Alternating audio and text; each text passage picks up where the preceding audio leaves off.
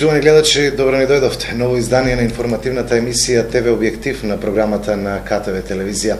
Во вечерашниот ТВ Објектив ќе говориме на мощни актуелни теми околу безбедносната состојба во државата. Имам чест и задоволство вечерва во студиото со мене, со кого што ќе ја реализирам оваа емисија ТВ Објектив, да биде министерот за внатрешни работи Митко Чавков. Министер, добро ни дојдовте. Добро недов. Во моментов во државата се случуваат повеќе работи кои што на некој начин представуваат ризици по безбедноста на државата. Ке почнеме со она што подолг период се случува, а тоа се протестите кои што веќе се и насилни, пред се во главниот град на државата, протести организирани од опозицијата и Сдруженијето Протестирам. Министерството деновиве започна со откривање и санкционирање на сторителите. Ке продолжили ваквата активност и како прв човек на Министерство за внатрешни, како ја оценувате целата оваа работа со протестите? Практично прашањето вие го насочувате на последиците кои што во моментот или деновиве или во изминатиот временски период се манифестираат во јавноста и во перцепцијата на граѓаните се создава една слика за едни општи состојби на конфликтност во општеството. Меѓутоа, јас сепак би се вратил малце поназад, бидејќи тоа се последици, а тие последици имаат своја генеза и секако би требало да се вратиме некаде 2014, односно после 2014 година. Летото 2015 година на почетокот од најавувањето и отпочнувањето на бомбите на Социјалдемократскиот сојуз на Македонија и во тој контекст би посочил на активностите на Министерството за внатрешни работи кои што беа поврзани со идентификување и откривање на таа криминална структура или криминална мрежа која што ги има злоупотребено системите во Управата за безбедност и контрразнавање, од каде што практично се обезбедени преку кои системи се обезбедени тие незаконски содржини, односно комуникации. Зашто се враќам назад? Од причина што на некој начин тоа е и генезата на проблемот. Ние од сите докази и информации кои што ги обезбедивме во текот на истрагата, која што морам да кажам дека беше ефективна и брза, собравме многу докази и многу информации кои тогаш во тој период, анализирајќи ги истите и процесирајќи ги до правосудните органи, се зборуваше или се гледаше од нив дека се работи за одреден сценарио во Република Македонија. Анализите и коментарите кои што таа криминална структура која функционирала на класичен агентурен пристап или со класичен агентурен метод на работа, на дневна основа ги анализирале содржините до кои што доаѓаат од злоупотребите на системот за следење на комуникации и практично они во тие анализи, во тие коментари меѓусебни најавуваат дека тоа ќе биде искористено во даден момент, ќе биде дадено на субјект кој што треба да го искористи во даден момент. Очекувањата од овие содржини, според нивните проценки, они се воодушевува, се гледа дека се воодушевувале од тоа што сметале дека ќе предизвика тоа, како содржина на комуникации. Очекувањата нивни беа граѓански нереди, судири и да не кажам граѓанска војна. Значи, колку што се сеќавам сега, практично ги цитирам информациите и доказите кои ние ги обезбедивме. И практично затоа се враќам назад и сега доаѓаме до последиците. Еве ги последиците и тоа се последици кои се одвиваат по одредено сценарио. Зашто е сценарио? Сценарио е затоа што има во континуитет една масовна кампања на која се надоврза тезите и соопштенијата или изјавите на политичари од редот на Социјалдемократскиот сојуз или други опозицијски политичари дека на Македонија ќе се случи украинско сценарио или ќе се случи, не знам, револуција, па шарена, па не знам какви и така натаму. Практично кулминацијата со протестите беше во тој правец. И интенцијата беше да навистина да се предизвикаат такви судири. Затоа практично или на тоа укажуваат класичните показатели или индикатори кои што беа видени од секој граѓанин во Република Македонија. Уште првите протести се дрзнаа, значи, да ги нападнат полициските службеници и тоа на најбрутален начин. со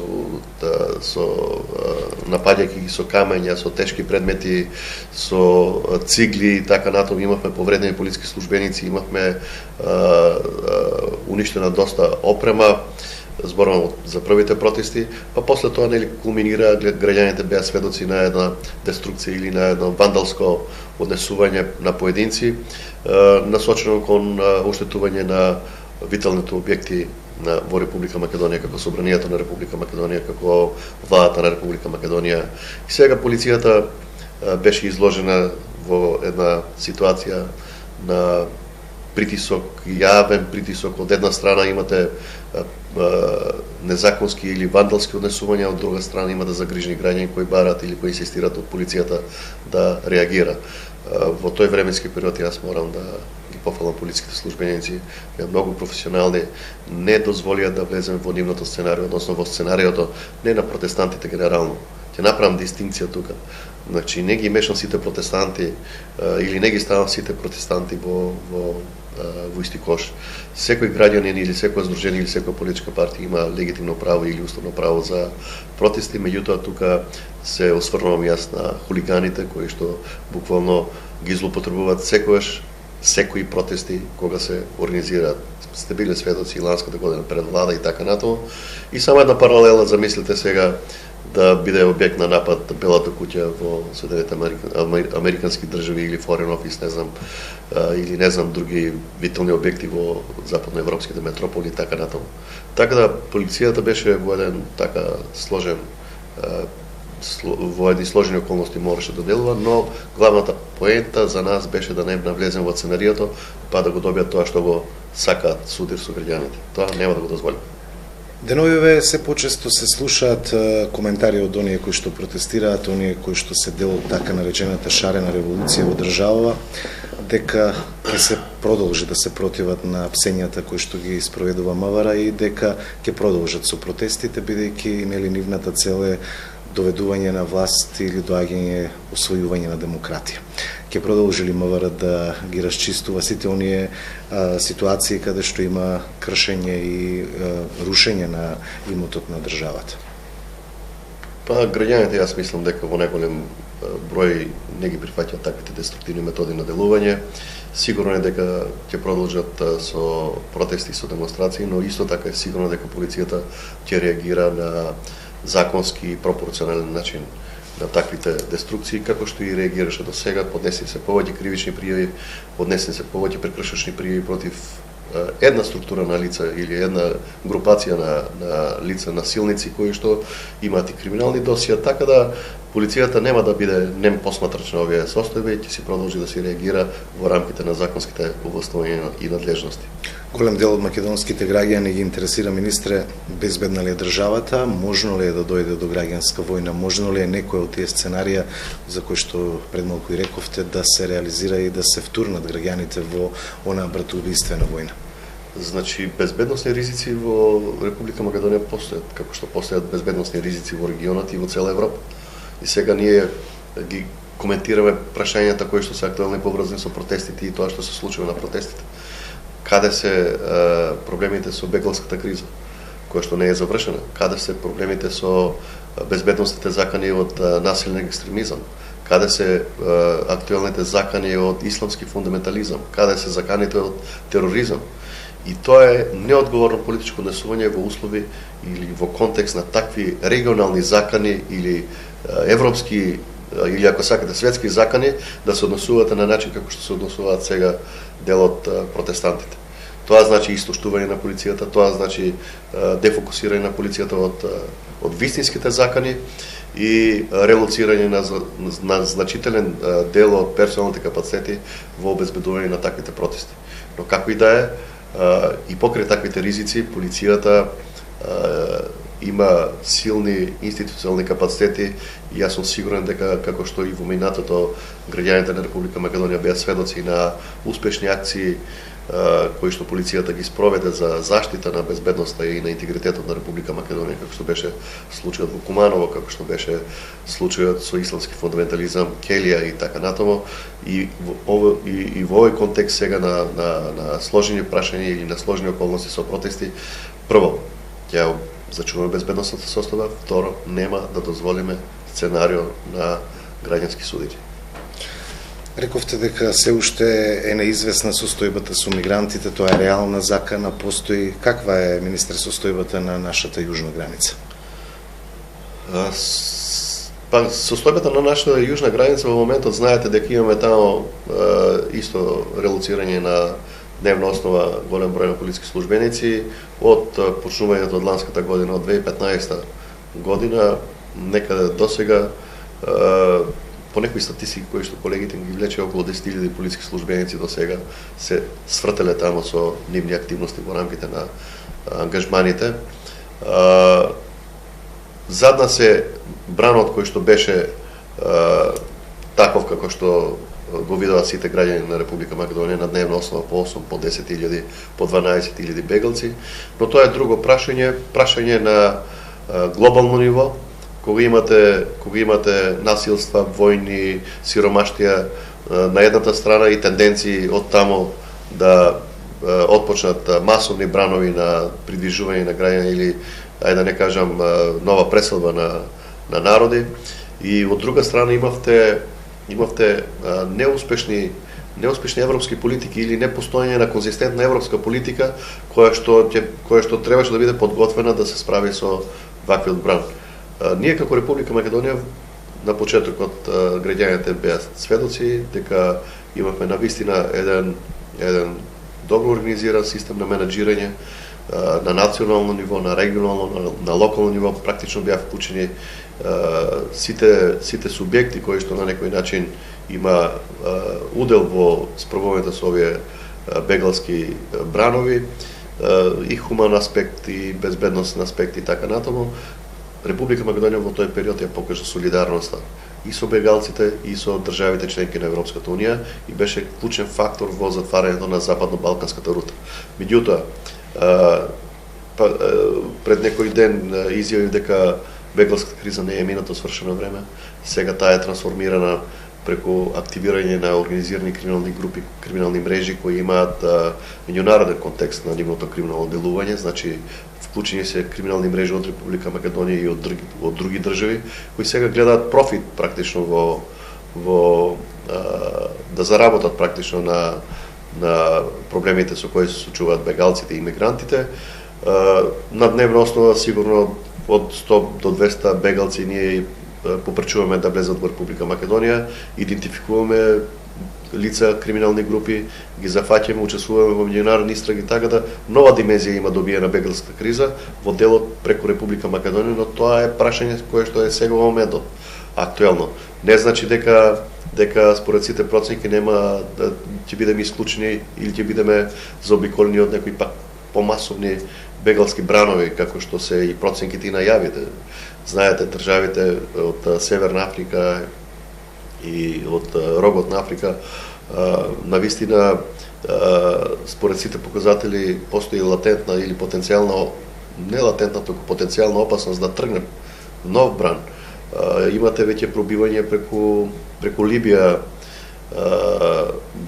на бегалци од тој регион од светот, а од Либија према Италија, така да од Италија пак према државите членки на Европска унија. Европа не може да биде комодна се уште во однос на бегалците, а во тој контекст нити Македонија. Вашето министерско место го зазеде Оливер Спасовски од СДСМ. Тоа беше резултат на оној пржински договор со цел да се започнат активности за спроведување на фери демократски избори. Министре Чавков, да направиме една споредба. Како се работеше на сузбивање на криминалитетот кога вие бевте во министерството, кога Спасовски го превзеде и кога сега повторно се вративте? Во ваше време и во времето на Спасовски, МВР исто работело ли со ист интензитет на сузбивање на криминалитетот во државата? Па тоа е пак комплексно прашање. Ако се сеќавате, јас ги спомнав случувањето поврзани со терористичката група која што беше влезна во Куманово. Вие ги знаете тезите, неодговорните политичко однесувања тогаш и на Оливер Спасовски. Тоа се платеници, тоа се луѓе кои што... Да, тоа е конструкција на власта и терористите и така натаму. И тоа беше за мене поразително и загрижувачка како граѓанин на Република Македонија, не како министер за внатрешни работи, додека се случува активностите, додека гинеа нашите луѓе, додека бевме на браникот на одбрана на татковината, бидејќи сценариото на оваа терористичка структура која беше силна и јака, беше дестабилизација на Република Македонија. Тие имаа намера, тоа се утврди со докази, дека сакаа во исто време да нападнат повеќе полициски објекти на повеќе места во повеќе градови и со тоа да извршат дестабилизација. И сега го имате тоа политичко неодговорно однесување со таквите тези кои што беа искажувани.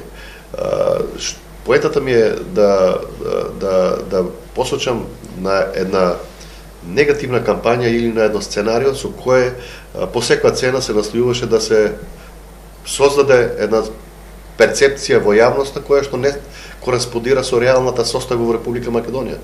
Значи, тие тези беа, нели, во врска со Комановските настани ги кажав дека МВР е политизирана институција, дека е криминализирана институција, дека се нема доверба во ниједна институција, поштетни изјави од тоа не може да постојат. Не можете вие да делегитимирате, да ги делегитимирате сите институции комплетно. И сега ќе ви кажам зашто. Затоа што до времето доаѓањето на Спасовски Оливер, ние имавме секоја година извештаи од Европската унија. Во секој од извештаите од Европската унија беше нотиран прогрес во зајакнувањето на капацитетите во борбата против организиран криминал и корупцијата. Од 2006 година до 2015 година, до 2015 година спроведени се многу реформи. Суштински реформи кои од корен го менуваат министерот за внатрешни работи во квалитативна смисла. Промените беа и легислативни, и организацијски, структурни, и практично преминувачки, што се вика. Граѓаните веројатно не го знаат тоа. До 2006 година немаше закон за полиција. Немаше закон за следење на комуникации. Па како работеле тие пред нас? Врз основ на кои прописи работеле? Донесени си многу други подзаконски акти. Паралелно со тие реформски пристапи или со тие реформски процеси кои беа доста интензивни, спроведени се многу истраги во борбата против организираниот криминал. Според некоја статистика која што ја барав во последно време, бев информиран дека 183 организирани криминални групи се разбиени од 2007 година па до 2015 година, во кои членувале околу 3000 лица, физички лица и околу 120 правни лица. Тоа се резултати. И затоа тие резултати беа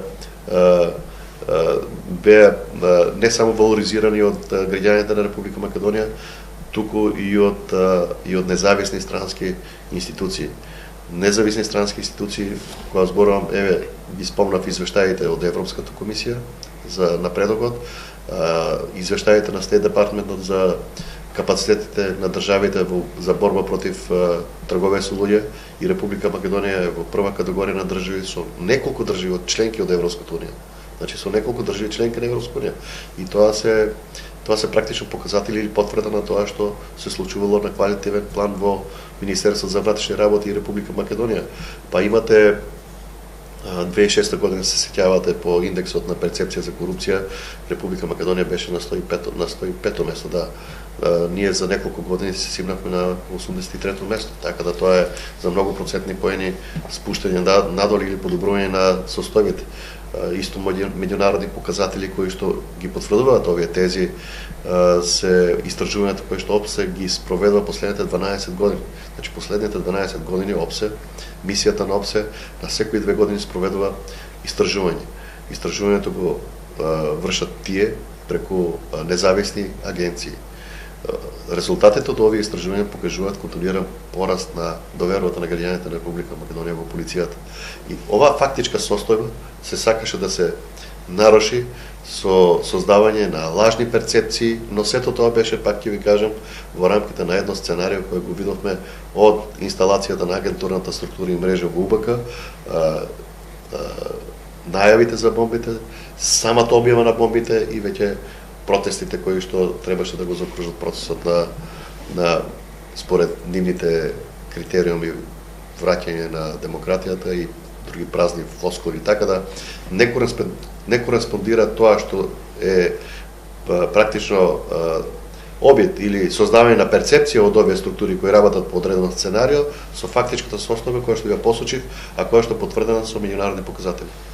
Позицијата се повикува на она што се слуша на снимките од нелегално стекнатите и незаконските разговори.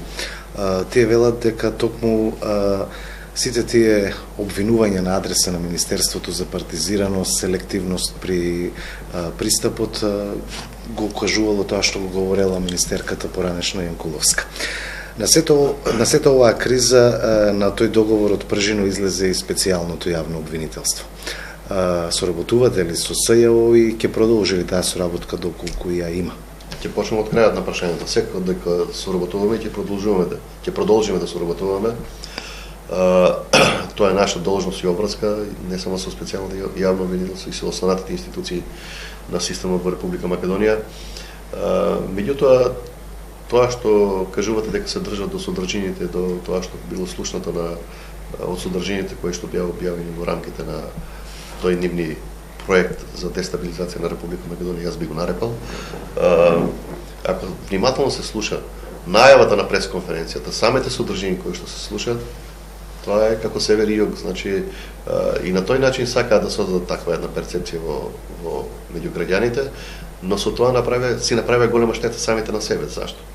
Затоа што ги подигнаа очекувањата на граѓаните многу високо и сега граѓаните очекуваат тоа што го кажуваат тие дека имало не знам каква корупција или не знам каква партизација, не знам каква политизација, не знам каква криминализација, треба да го докажат. Ама тоа докажување не иде баш така. Значи прво треба реално да постојат одредени состојби и тие состојби да бидат докажани во една судска постапка. Така да времето работи против нив и они го знаат тоа и затоа е тоа сценарио сега на масовни протести.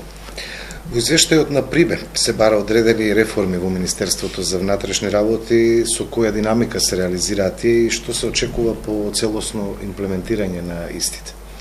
Значителен дел од забелешките на Прибе ние сме ги коментирали порано и сме ги имале во нашата перцепција како прашања кои што треба да ги решиме во рамките на реформските процеси, бидејќи знаете дека реформите не застануваат. Тие се вечен процес, не само во Македонија, туку и во државите членки на Европската унија. После овие случувања во Белгија, во Франција, во Германија и со бегалците и со терористичките напади, и таму се поставуваат прашањата од потребата за реорганизација на службите или за заекнување на капацитетите, за реформи во безбедносниот сектор и така натаму. Така да извештајот од Прибе беше исто така злоупотребен и искористен за создавање на лажна перцепција во јавноста дека во Министерството за внатрешни работи буквално ништо не чини, што пак ќе кажем не кореспондира со фактите кои што ви ги посочив. И затоа ние имаме во Република Македонија апсолутна политичка волја сите тие прашања кои што се утврдени или препораки кои што се утврдени во извештајот од Прибе, кој што беше направен за неколку дена од експерти од Европска унија, да ги реализираме или да ги спроведеме со еден акцијски план. При тоа морам да кажам дека тоа исто така се злоупотребува од Социјалдемократскиот сојуз, бидејќи нели неопходно е една инклузивност за едни такви реформски процеси во таков актуелен политички контекст и сега имате тука устроирање од страна на Социјалдемократскиот сојуз да учествуваат во овие реформски процеси и тоа е јасно пак за секој граѓанин на Република Македонија. Причината е што сакаат да влезат во владата без избори или што сакаат да влезат во владата, а изборите практично денот на изборите да го релативизираат како што го релативизира и во изминатиот период и на 24 април и на 5 јуни. Техничкиот министер Спасовски дојде во владата или сите технички министри влегоа во владата со пржинскиот договор со цел да се обезбедат услови за фери демократски избори. МВР требаше да работи на прочистување на избирачкиот список, бидејќи тука беа најголемите обвинувања дека има многу граѓани кои што не постојат или има фантомски гласачи и така натаму. Работи ли МВР министре на прочистување на избирачкиот список и што е сработено во времето во периодот кога техничкиот министер кој што дојде за таа намена работеше и се работеше ли на прочистување на списокот? Духот на пржинскиот договор, според моје длабоко убедување и законите кои што произлега од овој пржински договор, законот за организација на влада и така натаму како системско решение влегувањето во министерството на министер од страна на опозицијата, беше во правец на градење на доверба внатре во институциите на системот и гаранции дека овие институции нема да бидат злоупотребени како што они тврдеа дека биле злоупотребувани.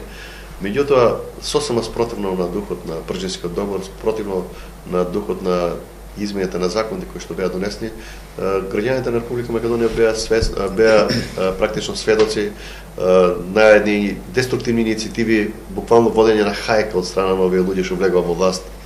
Значи, наместо да се насочат во заедничка комуникација и соработка, да ја градеме довербата, да се уверат дека перцепцијата која што имале од надвор и внатре не е иста, тие почнаа да спроведуваат хајки. Зошто? Тоа беше пак за градење на оваа перцепција меѓу граѓаните на Република Македонија, дека некој е корумпиран, дека некој е. Што открија до сега? Не открија ништо, нула. Постигнаа само реформите кои што се одвиваат до тогаш да се тргнат на страна и да се наруши континуитетот во функционирањето на министер за внатрешни работи во основната негова надлежност превенирање и борба против криминалот. Дали се сеќавате на некоја акција во времето на Оливер Спасов и кажете, граѓаните на Република Македонија, дали се сеќаваат на некоја акција, освен акцијата Чауш? Меѓутоа таа акција не им идеше во прилог на нив, бидејќи таа акција значише разобличување на нивните тези и на нивните конструкции дека МВР фалсификувало лични документи, патни исправи, лични карти, ги злоупотребиле за изборни процеси и така натаму. Им падна со реализацијата на оваа акција и тоа во нивно време. Значи во време на нивно владење. Така да не е толку едноставно тоа што го имат утврдено како сценарио да го реализираат, бидејќи, пак ќе кажам, тоа што е тенденции да се создаде перцепција меѓу населението и меѓу граѓаните и тоа што е фактичка состојба, не кореспондира едно со друго. Граѓаните гледаат дека се градело, граѓаните гледаат дека се гради, граѓаните биле сведоци на интензивна и на ефикасна борба против организираниот криминал и корупцијата. Меѓународната заедница или меѓународните субјекти биле сведоци на тоа и не можете сега да поставите црта, линија, до 2015 било се добро, ама еве сега од извештајот на Приве, па навамо, со влегувањето на опозицијата во власта, ништо не чини во оваа држава. Тоа не поменува кај народот. И тоа е факт. Граѓаните ја поздравија акцијата која што МВР ја реализираше со останатите институции, акцијата Еразмус. Значи, повеќе професори беа откриени дека нелегално си ја вршеле работата, земале пари за да напишат оценка и така натаму. Нешто што беше јавна тајна и долги години во Македонија се зборуваше, меѓутоа конкретно на дело не се работеше ништо. Ке има ли министер проширување на ваквата акција и на другите факултети, бидејќи сигурно не е само на овој факултет? Оваа акција беше сложен потват на Министерството за внатрешни работи и на оддел за борба против организиран криминал во соработка и во содейство со јавното обвинителство, практично јавното обвинителство за организиран криминал заедно со оддел за борба против организиран криминал во МВР. Подолг временски период ја истражува ова состојба. Не беше тоа фрагментарен пристап на делување од страна на Министерството за внатрешни работи, туку напротив беше производ на еден систематски пристап во истражувањето на сите индикатори и индици дека постои корупција во високото образование. Точно е дека граѓаните или многу често ќе слушнете, особено кај студентската популација, дека па тоа се знаеше, тоа е јавна тајна, па тоа се случи од 20 години. Да, точно е тоа така. Меѓутоа многу е тешко да се докаже еден таков коруптивен однос или едни такви коруптивни однесувања. Бара инвазивни мерки, интрузивни мерки, но во овој случај ги покажавме повторно нашите капацитети и успеавме да обезбедиме силни докази кои што сум сигурен дека ќе обезбедат претпоставки во една судска постапка да се докажат сите тие сомневања. Министерството за внатрешни работи продолжи и понатамо во рамките на приоритетите кои што се за борба против корупција, но пак ќе кажам, не е тоа фрагментарен пристап или адхок пристап, пошто имаше злоупотреби пак од некои мегафони на опозицијата дека еве сега прават акција за да го свртат вниманието на граѓаните на Република Македонија. Дека се нарушува или дека се нарушува независноста на универзитетот. Замислите каква е таа глупост. се нарушувала независноста на универзитетот затоа што одлучено сега да се настапи со акцијата која што е водена 2 години, а сега затоа што во моментот се дадени парите и се земени парите. И тоа е последниот крунски доказ кој што е обезбеден. И при тоа има пак комуникација и кореспонденција, значи известен е и ректорот и не само тоа, него никаде не пишува дека полицијата нема право да влезе доколку е во тек извршување одредено кривично дело. Замислете сега некој насилен криминален акт да се случува и сега ние да се допишуваме со универзитетите дали да влеземе или дали да не влеземе внатре. Така да тие глупости што беа посочувани, тоа беше пак во правец на девалвирање на акцијата или на капацитета на МВР. Министре, ќе го заокружиме овој разговор во нашава емисија. Каква е безбедносната состојба и конкретно со какви безбедносни закани и предизвици се соочува локалниот регион? Погоре во емисијата споменавме за сите оние реални закани кои што ги имаме како држава и поширокиот регион. Па ако зборуваме сега за регионот, југоисточниот регион на Република Македонија, актуелно беше проблемот со бегалците. И практично тој простор беше така, имаше потенцијални ризици. Меѓутоа ние успеавме со еден мултисекторски пристап уште на самиот почеток на кризата да се организираме и практично да ги заштитиме граѓаните на Република Македонија од тој масовен беглански бран. Кажав дека на дневна основа до 10 до 12.000 граѓани поминуваани за Република Македонија. Првите денови во Гевгелија имавте околу 13.000 бегалци, колку што има и жители во Гевгелија. Меѓутоа со еден ефикасен и ефективен менеджмент, кризен менеджмент, ние успеавме да практично да ги заобиколиме сите градови и граѓаните на Република Македонија и од самата линија гранична, таму каде што е тој камен 59 нелегален премин, ние со железница ги пренесувавме на север од нашата држава, така да граѓаните на Република Македонија беа на некој начин заштитени.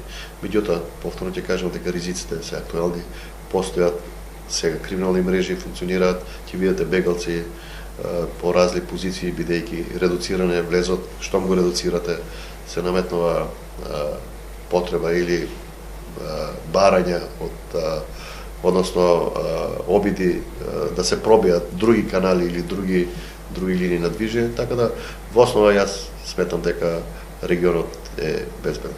Терористички закани во поглед на она што се случува во големите светски градови, имате ли некакви групи, некакви сознанија? Значи тоа е веќе на национално ниво и јас ќе повторам, кажав дека кога се осврнав на протестите дека ние актуелните безбедносни ризици ги ставаме на втор план, а на прв план протестите.